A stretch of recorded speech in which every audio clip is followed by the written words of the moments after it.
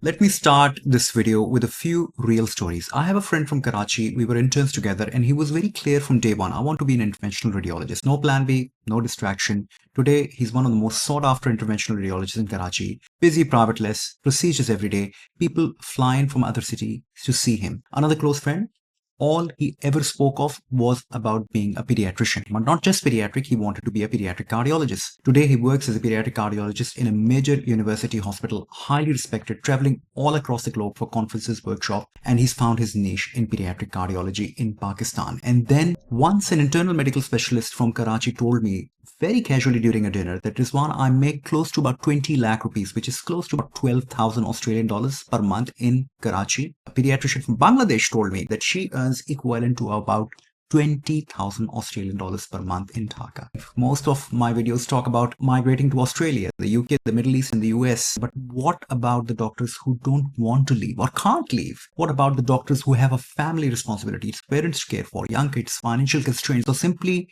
a strong desire to stay in their own home country? At least you have earned my respect.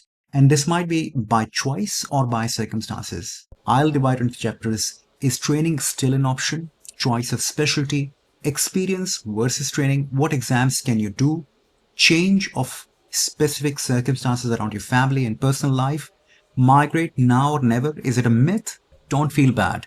And finally, I'll lay out my conclusions for you to make up your mind. One thing I can say again and again, training is the biggest investment you'll ever make in your career. Even if you're years out of med school, 5, 7, or even 10, it's never too late to start your FCPS training, MD or MS training, DNB training, MRCPCH, or any of the membership exam, provided they are done on top of a structured training. Most of the delays isn't the training itself, it's the years we spend thinking about or the initial hurdle of getting onto the training. Once you enter the training, something shifts. You're now surrounded by seniors, you're surrounded by mentors, good friends, everything is enjoyable. Even exams and structure, they put a purpose in your life and you finally feel like you're building a career, not just doing jobs. And when you do training, which is solid, your exams, which are a combination of viva written, you're actually building those communication skills to become so much more in your life. Training gives you credibility, training gives you earning power, training gives you mobility throughout the world later in life and gives you long-term stability, even if you decide to stay back home in your own country. So if training is still an option, even late, take it. Please do that favor to yourself. Back home, your specialty choices should consider the demand of that particular specialty, patient demographics, what kind of diseases are prevalent, what are the patients who are actually waiting longer to see a good specialist, private practice potential. If you're specializing, should have some procedural opportunities. In South Asia, specialties with strong private practice are general practice, general medicine, gastroenterology, cardiology, dermatology, pathology, radiology, ENT, orthopedics. These specialties allow you to build a private patient base, even if you don't secure, as I said, a government or a teaching hospital or a corporate hospital position. But if your heart is set on neurosurgery, or if you want to do cardiothoracics or pediatric surgery, then don't abandon your passions and dreams. You don't want to be stuck in a whirlpool of providing a service which you have no passion for. Doctors who succeed in these fields succeed precisely because they didn't compromise. Choose a specialty with a strategy, but also with honesty to your passion. Now, experience can sometimes distract you from a formal training. I remember, when we were doing house job, there were some doctors who were quite intrigued and interested with the idea that the private clinic is offering them 10,000 rupees per month, which was a big money at that time. Here's the rule which I want you to keep in your mind. Your experience should push you closer to training, not away from it. Now, don't get me wrong. I am all for convenience and I'm all for personal preferences. In fact, these are the very reasons that these doctors are staying behind. So if you're doing a private work, do it under a strong mentor, someone who's well connected to colleagues and training programs. So later down the line, if you want to train, you have been under a mentorship of a very, senior doctor. If you're doing hospital shifts, choose hospital that value teaching. You don't need to wait for training to start preparing for your exams. Do your own country's Part 1 exam, FCPS Part 1, NEET, PG or postgraduate entrance exams in India. MD, MS exams if you can do them. Bangladesh, MD Part 1 exam, FCPS Part 1 exam. This does three crucial things. It triggers the academic discipline, so you never lose touch from your studies.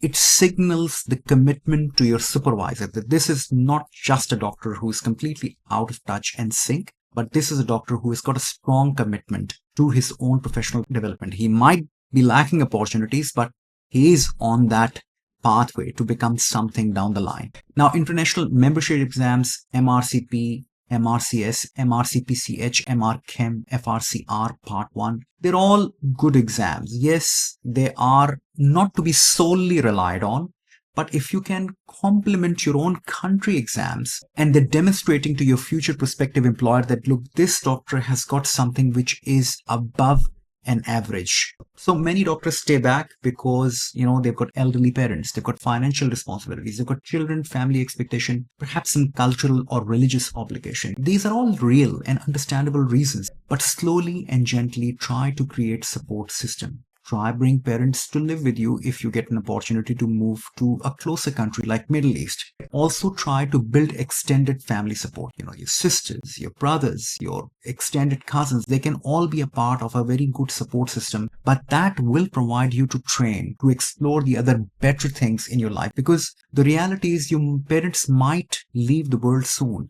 And then you might say that, oh, I've invested all my life looking after them and now I'm nowhere. So plan long-term migration possibilities because the circumstances change, health improves, children grow older, political situation in our country shifts, and opportunities do come your way from time to time. So prepare your family to be mobile when the time comes. There's one of the biggest myths which I think is circulating around amongst the doctors, that if you don't migrate in the next first 3 years after your MBBS or graduation, you'll never make the move. If I miss the PG training early, I'm stuck forever. It's never going to work. It's not true. Some of the most successful doctors arriving in Australia through specialist pathway are in their 40s and even 50s. They're fully trained specialists, bringing the family, children along with them. They get full-time jobs. They get permanent residency.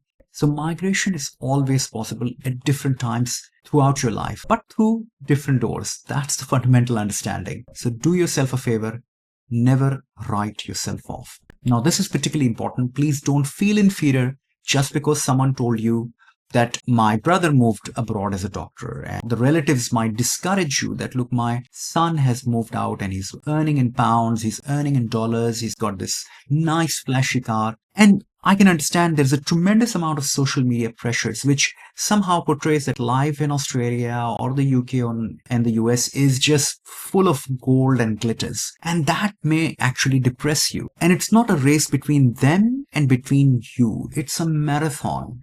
Being a doctor and developing your career is that kind of marathon in which everyone wins. There's no timeline. There's no geographical location in which this marathon is to be held. You are actually lucky if you live close to your parents. You have a comfortable home. You're well respected in your community. You earn enough to live happily. In fact, these are the very things overseas doctors yearn for. Many people move abroad earning thousands of dollars, but they still feel lonely, isolated, and homesick every single day. And that's why you see everybody rushing in December, January time, on Eid time and Diwali time. You might not know, but you are actually much richer than you actually think you are. Wherever you are, Pakistan, India, Bangladesh, or Sri Lanka, or Middle Eastern country as an intermediary step, remember your medical career can flourish anywhere. Training gives you mobility and credibility, so please try to get on to that training. Build an experience that aligns with long-term goals. It's good to have a convenient lifestyle closer to home, work, and closer to family, but put little efforts to make sure that your long-term goals are not compromised. And surround yourself with strong mentors who will help you all the way along. And don't blame yourself for the circumstances which are the reason that you cannot move abroad. And migration is always a possibility at any stage. And happiness is not limited to any one country, because the world is bigger than we think and your story is still unfolding. Look after yourself and each other, and I'll catch you up in the next video. Goodbye.